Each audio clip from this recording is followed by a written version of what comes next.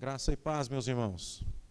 Por favor, deixem a Bíblia aberta no texto que acabamos de ler, Gênesis 35, seus versículos finais, e nós vamos retornar a eles ao longo da exposição da Escritura nesta noite. Nós estamos vendo na sequência todo o livro de Gênesis, e hoje chegamos ao capítulo de número 35. Dos 50 agora faltam só 15, se o Senhor nos permitir, em breve estaremos terminando a exposição de todo este grande e importantíssimo livro da Escritura. É claro que toda a palavra de Deus é importante, é útil, é inspirada, mas aqui nós temos o alicerce de toda a revelação de Deus. É comum nós recebermos pedidos de jovens, principalmente, e de novos convertidos, dizendo assim: pastor, conta para nós o que vai acontecer nos últimos dias. Dá um estudo sobre o Apocalipse, pastor. Aí eu pergunto, você sabe o que está escrito em Gênesis? Não. Então não adianta nem começar, porque você não vai entender o fim da história se não conhecer o seu começo. Hoje nós começamos o culto lendo Apocalipse, e depois lemos o início do Evangelho de Mateus. E aqueles dois textos estão profundamente relacionados com essa porção da Escritura que nós vamos estudar nesta noite.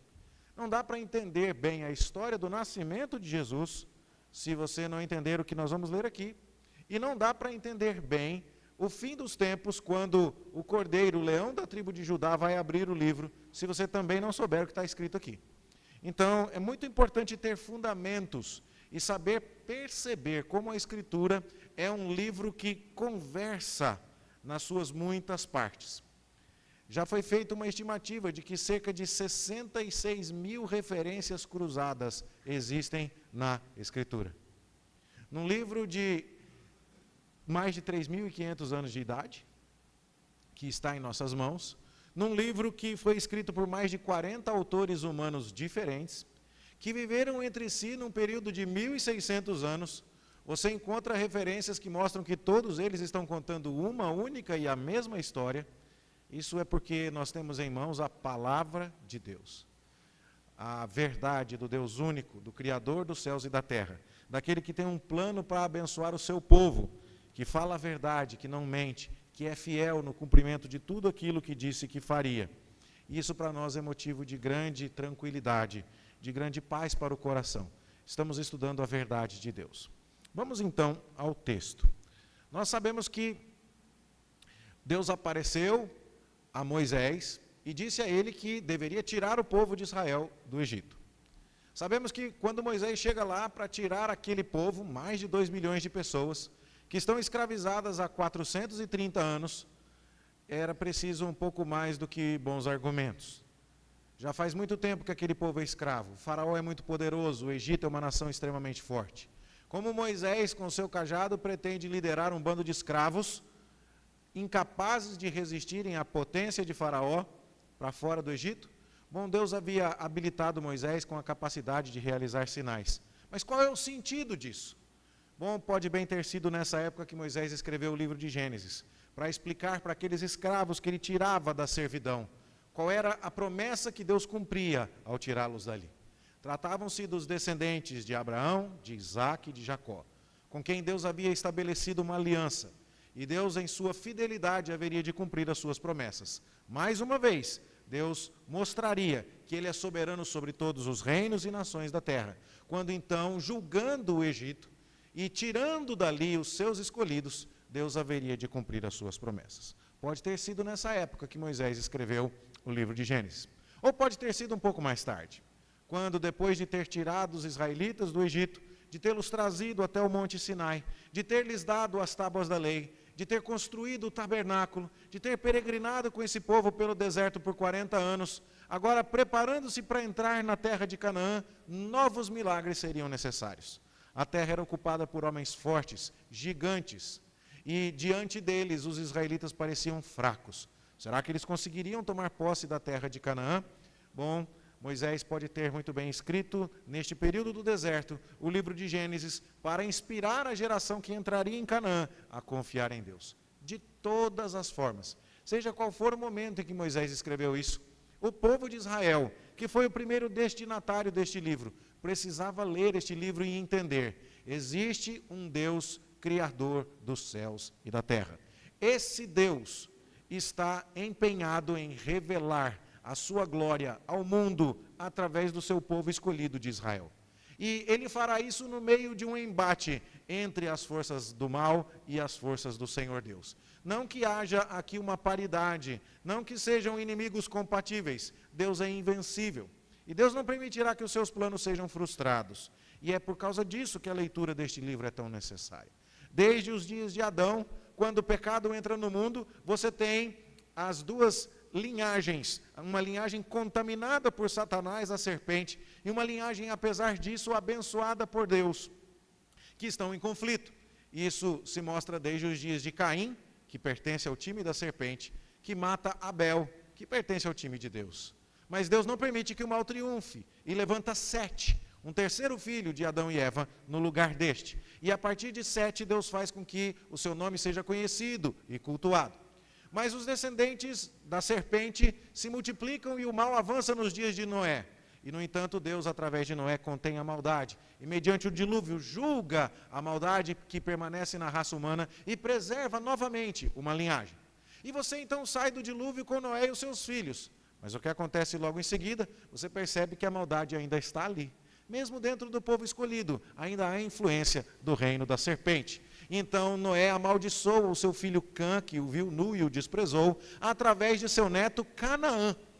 E agora então nós ficamos sabendo que os cananeus, aqueles que possuem a terra, que Israel em breve vai desapossá-los de lá, eles são, na verdade, um povo que está comprometido com as forças das trevas.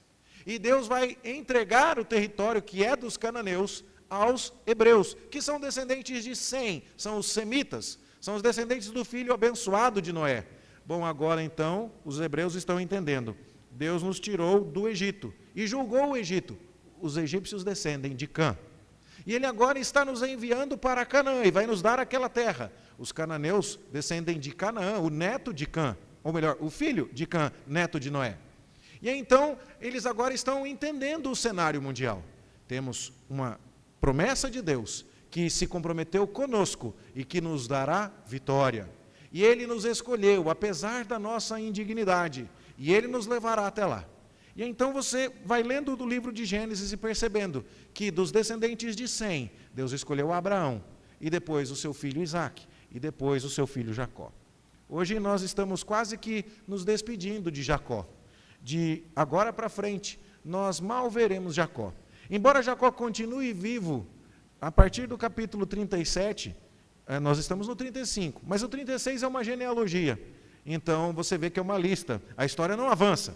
Então, com o próximo momento em que nós vamos ver a história avançar, nós já estaremos prestando atenção em José.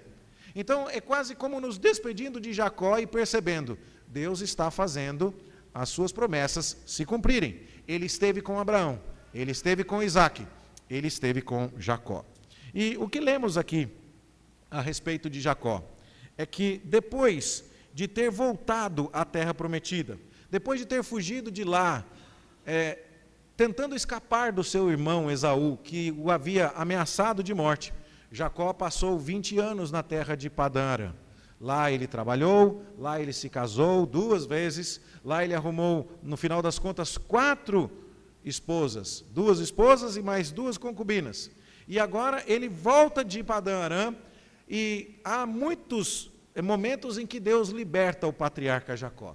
Ele se encontra, em primeiro lugar, com o próprio Labão, que não queria deixá-lo escapar, mas Deus o poupa. Depois ele se encontra com o seu irmão Esaú, que tinha contas antigas para acertar, e Deus o poupa. E depois ele vai para a cidade de Siquém, e ali tem um incidente em que sua filha Diná é violada, e apesar de todas as coisas que trouxeram grande sofrimento e indignidade para a família de Jacó, Deus novamente o poupa. E agora Deus pede a Jacó que vá a Betel, a terra onde Deus havia primeiro lhe aparecido e onde Jacó havia feito um voto de fidelidade ao Senhor. Ali, trazido por Deus, depois de um momento de muita indignidade na sua família, depois de tanto sofrimento, Jacó renova a sua fidelidade ao Senhor. Foi o sermão que expusemos nesta manhã, dos primeiros versos do capítulo 35 de Gênesis. Jacó adora a Deus. Jacó pede à sua família que se livre dos ídolos. As mulheres da sua família vão tirar os brincos que são dedicados às divindades. O povo agora se consagra ao Senhor. Jacó sacrifica, Deus lhe aparece e renova todas as suas promessas. É maravilhoso ver, meus irmãos, que em todos estes momentos, seja com Caim e Abel, seja com a maldade nos dias de Noé e a história da arca, seja com Abraão peregrinando pelo Egito e a sua esposa sendo tomada por Faraó, sendo Isaac peregrinando na terra dos filisteus e o mesmo quase se dando com Rebeca, seja com Jacó, que esteve em Padã Arã e Labão tentou tirar proveito dele, Jacó que escapou da ameaça dos siquemitas, Jacó que escapou do encontro de Esaú. Você vai vendo as coisas acontecendo no livro de Gênesis, muito mais por causa da fidelidade de Deus, muito mais por causa do poder de Deus, ou melhor, muito mais não, unicamente por causa do poder de Deus, por causa da fidelidade de Deus. A Bíblia não é um livro de grandes personagens históricos do passado, cujas virtudes nós devamos imitar. Sim, de vez em quando eles fazem alguma coisa certa. Bom, Josué foi fiel e conquistou Jericó, o Daniel orou 3 vezes ao dia, virando-se para Jerusalém, mas todos eles eram falhos e pecadores. A Bíblia é a história de um único herói, e o único herói da palavra de Deus é o próprio Deus.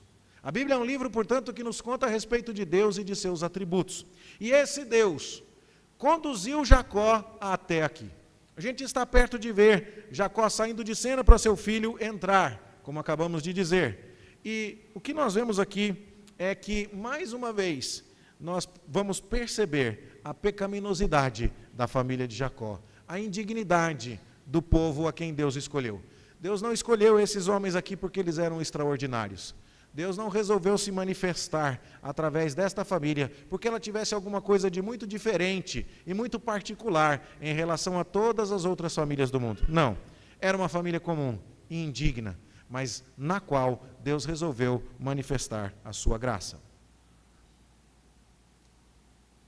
Vejamos então, Gênesis 35, verso 16. Partiram de Betel, e havendo ainda pequena distância para chegar a Efrata, deu à luz Raquel um filho, cujo nascimento lhe foi a ela penoso. O que lemos aqui? Lemos que depois das dificuldades surgidas por causa do pecado da família de Jacó em Siquém, nós teremos agora a família da aliança lidando com dificuldades surgidas por causa do pecado de Adão no Jardim do Éden. O que foi que Deus disse a Adão e a sua esposa depois que eles pecaram? Que Adão haveria de trabalhar com o suor do seu rosto e que a sua esposa haveria de gerar filhos em meio às dores do parto. E aqui então o que nós aprendemos? Primeira lição importante: o fato de pertencermos a Deus não nos livra das dificuldades ordinárias da vida. Nós acabamos de ler e de estudar hoje pela manhã dificuldades que vieram à família de Jacó por conta do pecado da família de Jacó. E tem vezes que os problemas que nós enfrentamos são nossa pura responsabilidade. São questões e dores e fadigas que nós trazemos sobre nós mesmos por causa de nossos erros. O que aconteceu em Siquém foi resultado de problemas advindos da pecaminosidade de Jacó e sua família. Ele não tinha nada que ter estacionado em Siquém, ele devia ter ido para Betel. Ele não tinha nada que ter permitido a sua filha vaguear sozinha. Eles não deveriam ser grandes admiradores da cultura ao redor, mas Diná resolveu se socializar com as mulheres da terra. Os filhos de Jacó não deviam ter feito aquela proposta indigna para que os homens de Siquém se circuncidassem para matá-los à traição? Nada daquilo deveria ter acontecido e todos os problemas que sobrevieram à família de Jacó em Siquém são resultado do pecado da família de Jacó. E às vezes nós enfrentamos problemas que são puro resultado do nosso pecado. Minha esposa tem um tio que é missionário no Paraguai e ele diz que de vez em quando ele conversa com pessoas que trazem perguntas: pastor, o que está acontecendo comigo? Por que eu estou sofrendo tanto e tal? E o tio Eulório, um homem de Deus muito querido, diz: eu vou dar um livro para você ler, que se chama O Seu Maior Problema é Você Mesmo. Eu gosto da ideia dessa indicação de leitura. Muitas e muitas vezes, os problemas que nós estamos enfrentando são resultado do nosso pecado. O nosso maior problema somos nós mesmos. Mas o que acontece na sequência aqui é um contraponto interessante. Há algum problema em haver Jacó gerado mais um filho com Raquel? E a resposta é nenhum. Há algum pecado aqui? E a resposta é nenhum.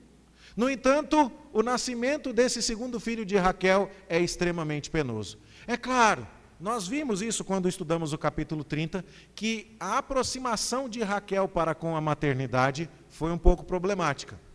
Ela queria competir com a sua irmã Lia, que estava tendo um filho atrás do outro, e Lia queria competir com Raquel pela atenção de Jacó. E a arma que Lia tinha para obter mais atenção do marido disputado, que as duas tinham em comum, era dar-lhe filhos. E quando Raquel não vai ter filhos, ela diz: dá-me filhos, senão morrerei. E Jacó percebe que aquilo é idolátrico. A preocupação de Raquel não é adorar a Deus e consagrar a Deus os seus filhos, mas é competir com a sua irmã. Isso fica claro lá no capítulo 30, porque ela diz, quando entrega uma serva para gerar filhos com Jacó: com grandes lutas eu tenho competido com a minha irmã, e agora que a minha serva gerou filhos, eu consegui prevalecer. Bom, é possível fazer coisas certas pelo motivo errado, e Raquel, naquele momento, estava certamente manifestando um problema do seu coração. Mas aqui, muito tempo depois, nós não temos indicações exatas de suas intenções e de como estava o seu coração. Mas o que lembramos é que assim que ela teve o primeiro filho, lá no capítulo 30, que foi José, ela disse: me dá mais um agora, o Senhor, me dê outro filho. Dando-nos, inclusive, a ideia de que quando nós queremos abastecer o nosso coração com coisas que não são Deus, nunca estaremos satisfeitos. E agora que Deus lhe dá um segundo filho, no parto desse segundo filho, Raquel virá a falecer. E agora a família de Jacó enfrenta problemas que não são resultado direto do seu pecado, mas são resultado direto do fato que vivemos fora do jardim e sofremos as consequências do pecado de nossos primeiros pais. Somos uma raça humana toda pecadora e haveremos de encarar sofrimentos fora do jardim. O verso 17 diz que em meio às dores do parto, a parteira lhe disse: não temas, pois ainda terás este filho. Existe uma certa questão de tradução aqui. Há algumas versões que falam: não temas, você já teve um filho, dando a ideia de que, calma, você pode estar prestes a partir e a morrer por causa do seu sofrimento excessivo no parto, mas você colocou mais uma criança no mundo. Mas pode ser que a ideia seja: aguenta firme, você tem uma criança para parir ainda, minha filha. Fica firme. Nós não sabemos, mas a ideia é que o encorajamento da parteira vem do fato de que Raquel é mãe novamente. O verso 18 diz: ao sair-lhe a alma porque morreu, deu-lhe o nome de Benoni, mas seu pai lhe chamou Benjamim. Há um ponto aqui bastante interessante, mencionado de passagem, mas que confirma a nossa ideia de que a morte que experimentamos é quando a nossa alma se separa do nosso corpo. E Moisés fala sobre isso muito rapidamente aqui. Saiu a alma da Raquel, ela expirou e morreu. E enquanto estava prestes a fazê-lo, ela não fez isso depois de morta, mas ela resolveu chamar o menino de Benoni, que quer dizer filho das dores, filho do sofrimento, porque foi muito penoso o parto para Raquel. No entanto, assumindo uma liderança espiritual que havia abandonado anteriormente, o Jacó diz: não, esse menino não vai carregar essa tragédia no nome. E Jacó então muda o nome do menino para Benjamim, que quer dizer filho da mão direita, dando a ideia de que é uma bênção. A mão direita é um sinal de prosperidade e pode inclusive ser um sinal de que Benjamim haveria de ser uma ajuda para Jacó em sua velhice, porque a mão direita é que segura a bengala, é que segura o cajado, e então Benjamim seria um apoio para Jacó nesse sentido. E aí nós lemos: assim morreu Raquel e foi sepultada no caminho de Efrata, que é Belém. Essa questão é bastante interessante porque nós agora vemos que Raquel, a esposa amada de Jacó, partiu, dando-nos uma ideia importante de que nossa existência nesta vida é transitória. E Raquel é mais uma que morre sem ver a bênção de Deus cumprida em sua plenitude. Deus havia dito a Abraão, a Isaac e a Jacó que daria a eles a posse da terra. Mas Raquel, a esposa do terceiro patriarca na linha sucessória, morre sem ver as promessas completamente cumpridas. E há mais do que isso. Nós lemos hoje pela manhã que a ama de Rebeca, ou seja, a mulher que criou a mãe de Jacó, havia morrido. Seu nome era Débora.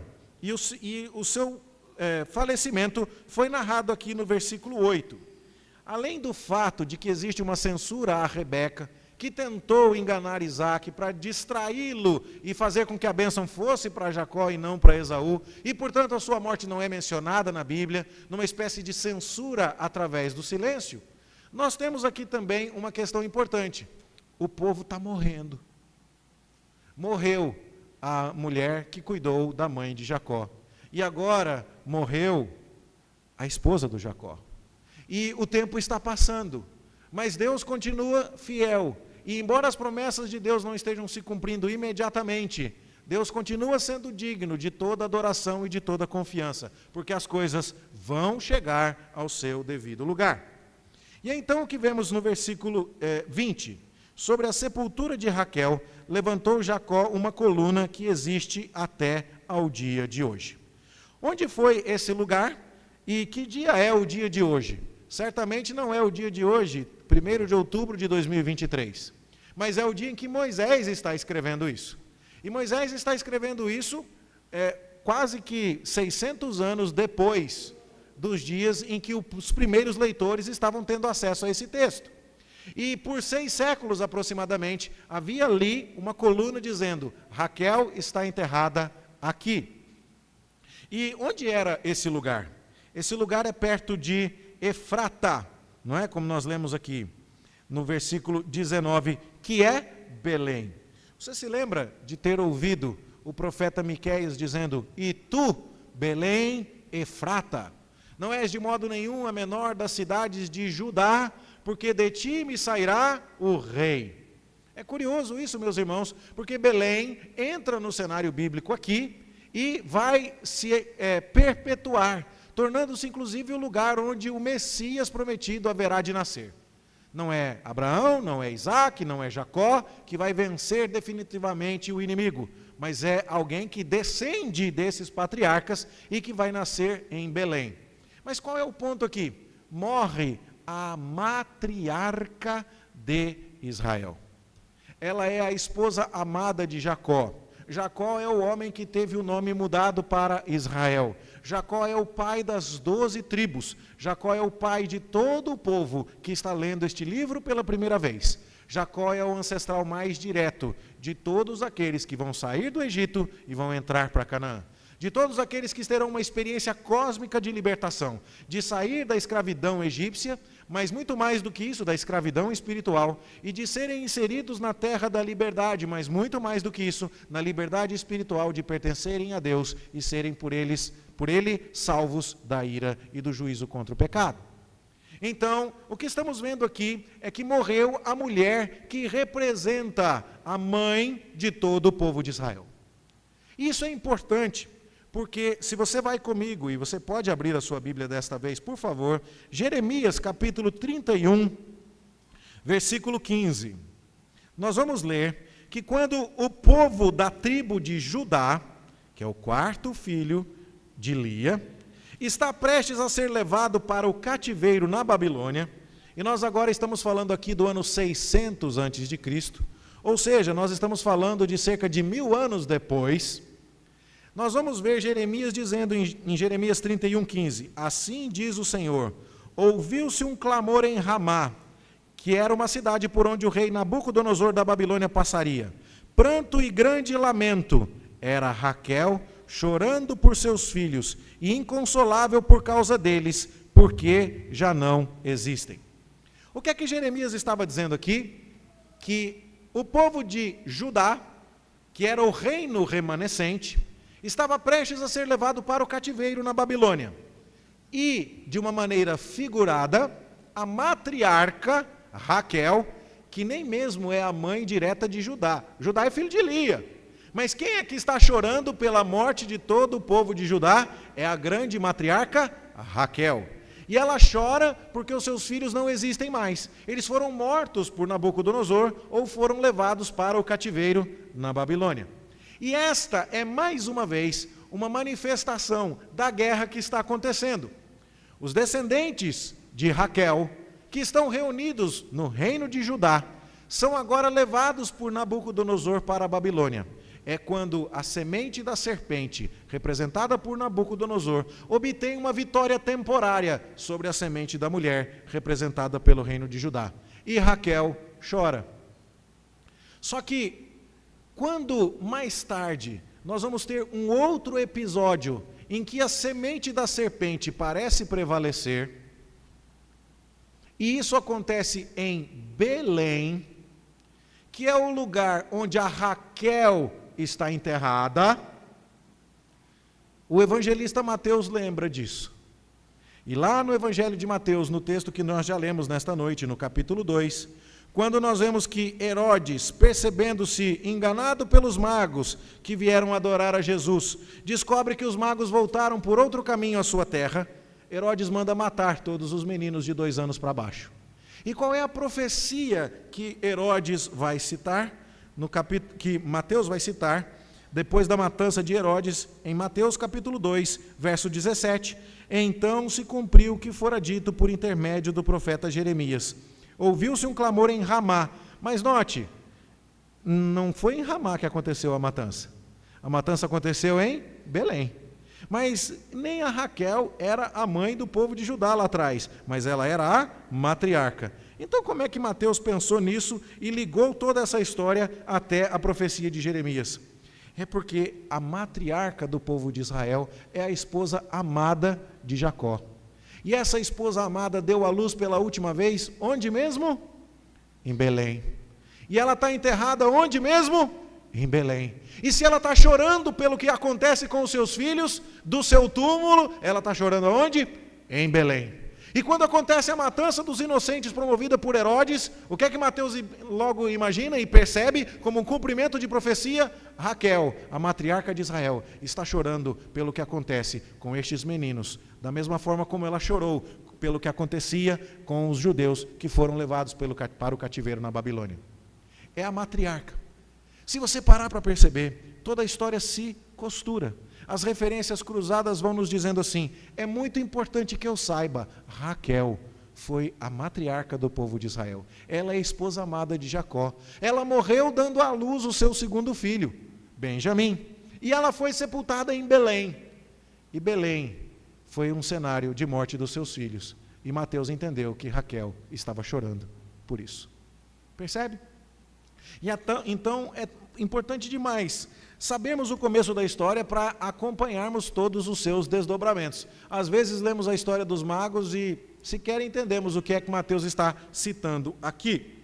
E aí, então o texto avança, capítulo 35, verso 20. Sobre a sepultura de Raquel levantou Jacó uma coluna, que existe até o dia de hoje. Então partiu Israel e armou a sua tenda além da torre de Éder. Esse lugar é bastante desconhecido, não sabemos onde ele fica exatamente. Mas essa torre é mencionada aqui porque lá vai acontecer mais um episódio importante.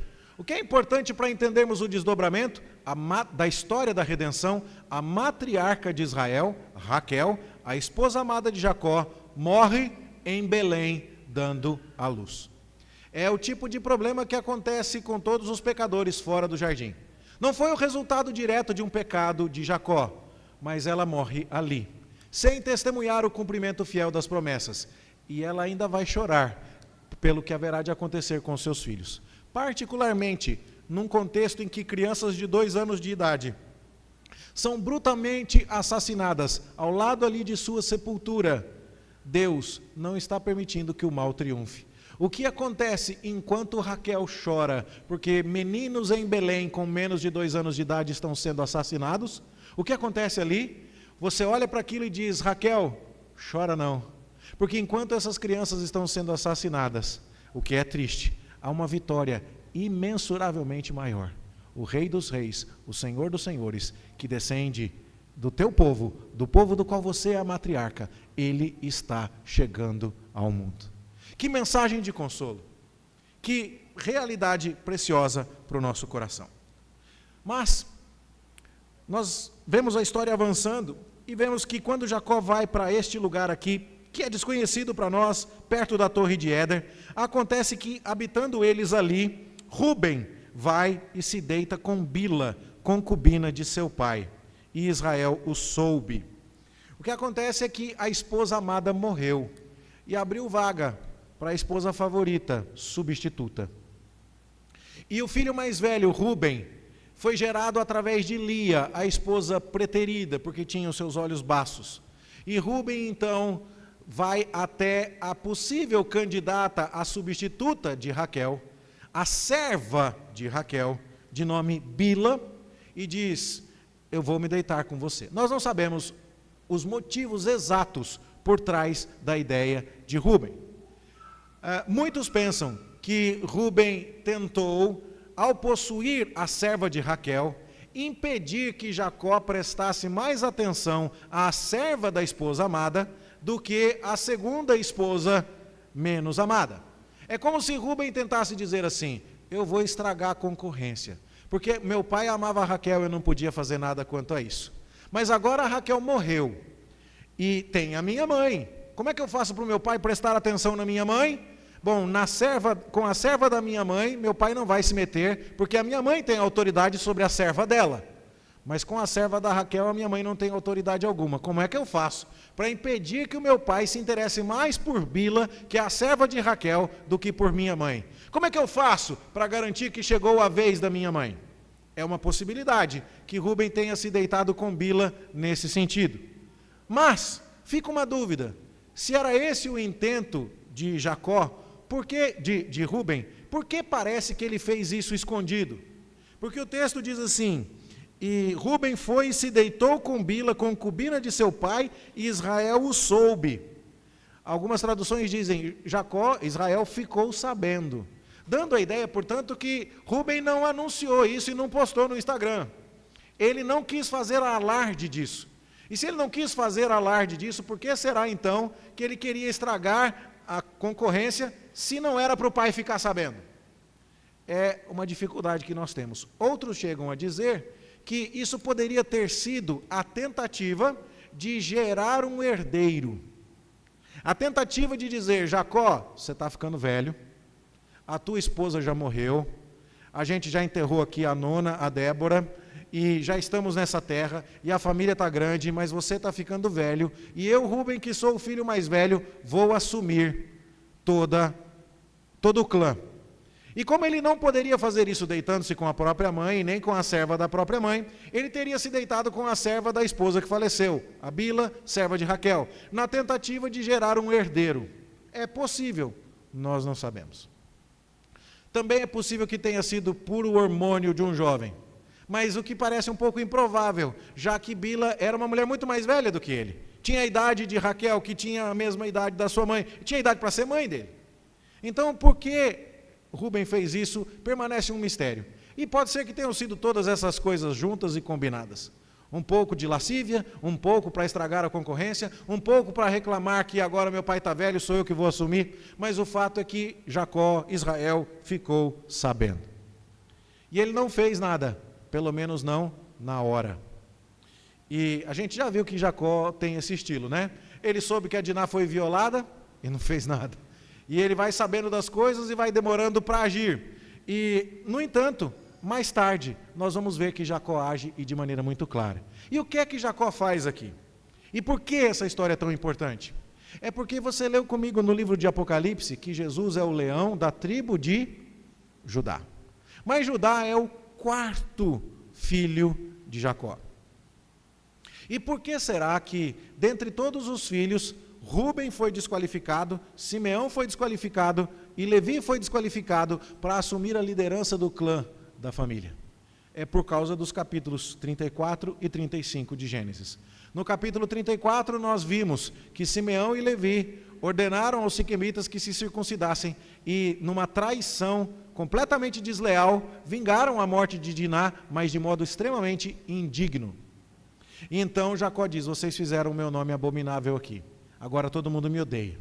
E agora você percebe que Rúben também profana o leito de seu pai ao se deitar com a serva de Raquel, que era concubina de Jacó.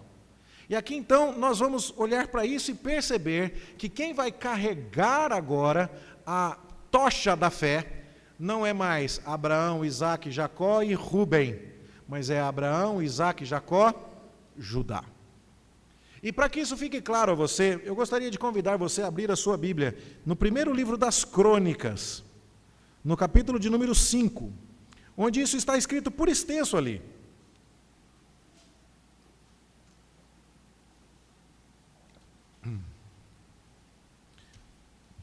Primeiro livro das Crônicas, capítulo 5, a partir do verso 1. Olha o que está escrito ali. Quanto aos filhos de Rúben, o primogênito de Israel, pois era o primogênito, mas por ter profanado o leito de seu pai, deu-se a sua primogenitura aos filhos de José. Opa, pastor, mas espera aí, você falou para mim que era Judá e não José. Já explico daqui a pouco. Filho de Israel, de modo que na genealogia não foi contado como primogênito. Judá, na verdade, foi poderoso entre seus irmãos e dele veio o príncipe, porém o direito da primogenitura foi de José. Como é que é isso? É porque a primogenitura envolvia duas coisas, descendência e patrimônio. E a bênção da descendência foi dada a Judá, mas a bênção do patrimônio, de herdar mais herança do que os outros irmãos, foi dada a José. E a gente vai explicar a história de José mais para frente. Mas Jacó já dava indícios de que queria abençoar mais a José, quando deu uma túnica colorida para o José e não deu nada para os irmãos, você percebe? Sabe quando a avó manifesta a preferência dando um carrinho de bombeiro para um dos netos e uma balinha juquinha para todos os outros? E gera um mal-estar tremendo na família? Pois foi o que Jacó fez. Ele deu uma túnica colorida para o filho, a quem ele queria fazer primogênito, ou herdeiro de primogenitura, no que se refere ao patrimônio ou à herança. Mas a linhagem, quem conduz é Judá. Isso vai ter implicações importantes na hora da distribuição da terra prometida. Porque José vai receber 2 porções de terra. Ele vai receber mais terra do que Judá. E a gente vai falar sobre isso mais à frente. Mas a origem dessa situação está aqui. E aí então, a gente segue o texto e lê o seguinte. Rúben, o primogênito de Jacó. Simeão, Levi, Judá, Issacar e Zebulon, filhos de Lia. José e Benjamim, filhos de Raquel. Dan e Naftali, filhos de Bila, serva de Raquel. E Gade e Azer, filhos de Zilpa, serva de Lia. São estes os filhos de Jacó que lhe nasceram em Padã Arã. É claro que você sabe disso, né? O Benjamim não nasceu em Padã Arã. O Benjamim acabou de nascer aqui em Belém. Mas é a maneira resumida, né? Ele não vai entrar em detalhes. Os outros 11 todos nasceram em Padã Arã. E agora que Jacó se estabelece aqui na terra, ele está com 12 filhos. E a esposa predileta falece. O clã está encerrado. E por que isso é importante? Porque Moisés vai liderar aquele povo saindo do Egito para entrar em Canaã. E vai liderá-lo segundo as tribos. E tem uma tribo que vai marchar na frente. Qual que é a tribo que vai marchar primeiro? Judá. E tem uma tribo que vai ganhar 2 porções de terra lá em Canaã, porque recebeu a herança de primogenitura patrimonial. Que tribo é essa? José, através de seus filhos, Efraim e Manassés. Então, essa história prepara o terreno para o que vem à frente. E então o texto avança. Veio Jacó a Isaque, seu pai, a Manre, a Quiriate-Arba, que é Hebron, onde peregrinaram Abraão e Isaque. Manre é onde havia aquele carvalho, debaixo do qual Abraão adorava a Deus. E Hebron foi aquele lugar onde Abraão comprou sepultura para a sua esposa Sara. E então, naquela terra, Isaque ainda está, e ali Jacó o visita. E é curioso porque Jacó está vivo, Jacó está vendo a sua esposa morrer, você está quase se despedindo de Jacó, e ele vai até o final do livro, na verdade, mas o Isaque, que tinha ficado quietinho, que a gente não lia mais sobre ele, está vivo. E por que mesmo foi que o Isaque saiu de cena? Porque ele mostra uma predileção e ele recebe uma certa censura, do mesmo jeito que Rebeca recebe uma censura. Isaque não é mais mencionado, ele só aparece aqui quando vai morrer. E a Rebeca não é mencionada nem quando morre, a gente não sabe o que foi que aconteceu. Não é? Bom, e aí Jacó vai até Isaque. E o que é interessante, ele encontra com seu irmão Esaú, dando-nos a ideia de que a reconciliação entre esses dois irmãos foi verdadeira. Tudo bem que não precisavam ser muito íntimos e muito próximos, Jacó preferiu permanecer morando em Canaã, o que era o correto, ele toma uma posse simbólica antecipada da terra, enquanto Esaú peregrina lá nas montanhas de Seir, no território de Edom. Mas o fato é que os dois irmãos se reúnem para o sepultamento de seu pai. E mais uma vez, você percebe as repetições.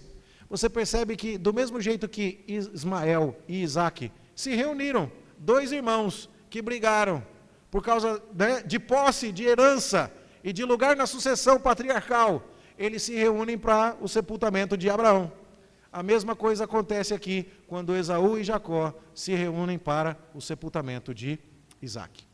Mas esse sepultamento aqui, ele tem também muita coisa a nos trazer reflexões. Você se lembra que quando Isaque quis abençoar Esaú, ele achava que estava para morrer? Ele já estava cego, e ele já achava que os seus dias estavam próximos, e ele chama o Esaú para dar a bênção para poder morrer sossegado. Fazia 40 anos isso. Você tem algum parente assim? Um vô que você acha que vai enterrar todos os bisnetos? Toda família tem um. Você olha e fala, a véia vai aguentar, vai... Minha avó morreu aos 95, tinha as pernas bonitas. Você olhava para a perna da véia e falava, nossa, parece uma perna de uma moça. Não tinha uma veia saltada a véia da perna. A perna da véia. Olha. Estou mais velho do que ela não trocava as palavras não. Mas você pensa, você olha e fala assim, que coisa. E, ao contrário, a Raquel, jovem, faleceu dando à luz. E esse texto coloca para nós, portanto, várias coisas. Primeiro, alguns dos seus sofrimentos são resultado dos seus pecados, como é o caso de Jacó na terra de Siquém e os problemas que os filhos dele trouxeram. Outros problemas são resultados do fato de que vivemos num mundo caído. Raquel morreu dando à luz, realizando o grande sonho de ser mãe novamente. Além disso, nós olhamos para isso e pensamos, quando é que morre alguém? Morre quando Deus quer, gente. O Isaac achou que já estava indo, com 140, viveu até os 180. A Raquel não tinha uma pista disso, estava grávida, estava com idade fértil, estava jovem e morreu no parto. E o que isso significa? Significa que nós somos passageiros, nós somos transitórios. E já passou o Abraão por aquela terra, já passou o Isaque por aquela terra, logo passará o Jacó por aquela terra, mas as promessas de Deus continuam e o reino de Deus segue avançando e nenhuma das promessas de Deus deixará de ser cumprida. Então, o que nós vamos vendo aqui é que, apesar do pecado da família da aliança, primeira parte do capítulo 35, Deus não deixa de cumprir as coisas. E o segundo ponto, apesar da mortalidade, da transitoriedade, da finitude, da limitação da família da aliança, Deus não deixa de cumprir os seus planos. É essa a lição que os leitores deveriam ter em mente.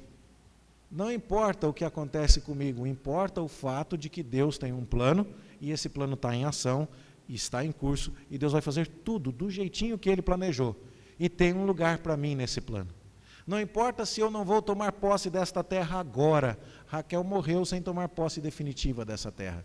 Não importa se eu vou morrer sem ver as promessas se cumprindo. O povo de Israel viu boa parte dessas promessas se cumprindo e entrou em Canaã de maneira miraculosa.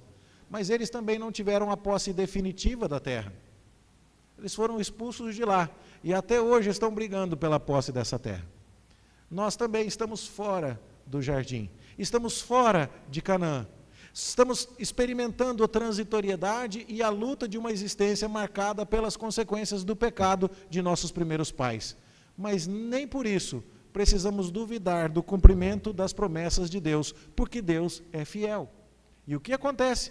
Acontece que com aquele patriarca cheio de defeito, cheio de pecado, você chega aqui no final com os seus 12 filhos e com uma grande nação. Como começou isso? começou quando Deus escolheu um homem idoso, amortecido no seu corpo, sem as suas funções íntimas preservadas, casado com uma mulher estéril, e ele faz os dois esperarem 25 anos para terem um filho, que depois Deus ainda pede que ele sacrifique, para demonstrar amor e confiança no Senhor.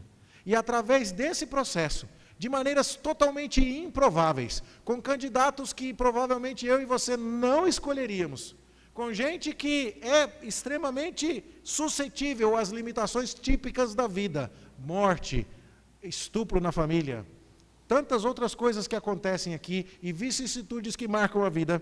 Você olha para a história desses patriarcas e você ainda consegue ver Deus trazendo o seu povo e colocando no lugar onde Ele quer. Isso é importante para nós, porque às vezes Deus vai nos conduzir de maneiras muito gloriosas. Exemplo, Abraão, sai da tua terra e vai para a terra que te mostrarei. Coisa bonita. Mas às vezes Deus vai conduzir a gente de outra maneira. Os filhos de Labão estão olhando torto para Jacó. Está na hora de sair daí, meu filho. Os siquemitas querem matar Jacó. Está na hora de ir embora cumprir o seu voto, meu jovem. E isso envolve tantas outras coisas e tantos outros personagens. Mas, por mais que a história tenha os seus altos e baixos do ponto de vista humano, nós vamos vendo que Deus está conduzindo tudo com um plano seguro, que é o seu plano divino. É aqui que está o ponto. Nós vamos nos despedir de Jacó agora e vamos começar a prestar atenção em José. Mas o que aconteceu? Aquele homem que encontrou com Deus em Betel, fugindo do irmão, sem qualquer recurso, fazendo uma pedra como seu travesseiro, agora é o pai de uma numerosa nação. Deus apareceu a ele e fez a promessa. E ele vai herdar essa promessa. E os seus filhos vão continuar essa história. E os seus filhos estão lendo tudo isso com a perspectiva de quem agora consegue captar o todo. E é assim que nós deveríamos ler a palavra de Deus também.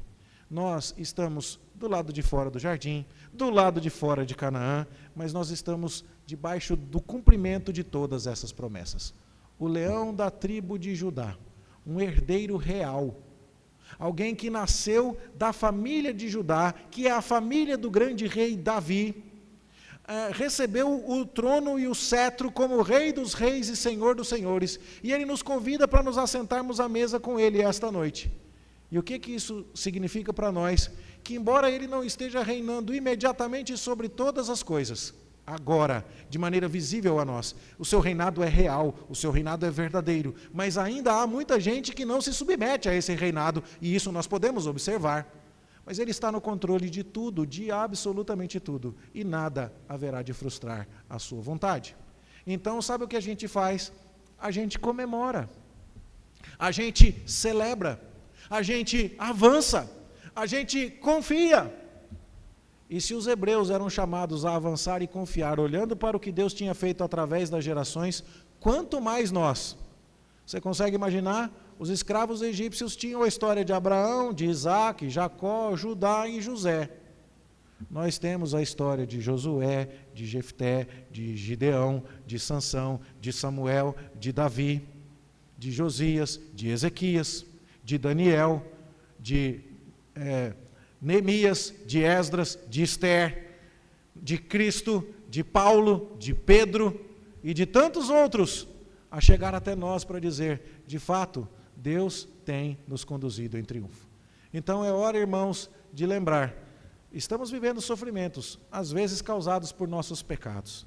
Estamos vivendo sofrimentos, às vezes causados pelo fato de que este é um mundo torto. Estamos vendo coisas acontecendo e o tempo passando, e muitas vezes as promessas não se concretizaram completamente na nossa vida aqui e agora. Mas nós estamos a caminho. Nós estamos a caminho do dia da vitória, quando Raquel não vai mais chorar por seus filhos, porque toda lágrima dos seus olhos será enxugada. Nós estamos diante de um banquete de vitória, que celebra o fato de que nosso Senhor Jesus Cristo é vencedor. E então, compreendendo isso, festejemos, meus irmãos. Lamentemos os nossos pecados, confessemos os nossos pecados, renovemos o nosso compromisso de servir ao Senhor e choremos as nossas dores, sabendo que elas têm data para acabar.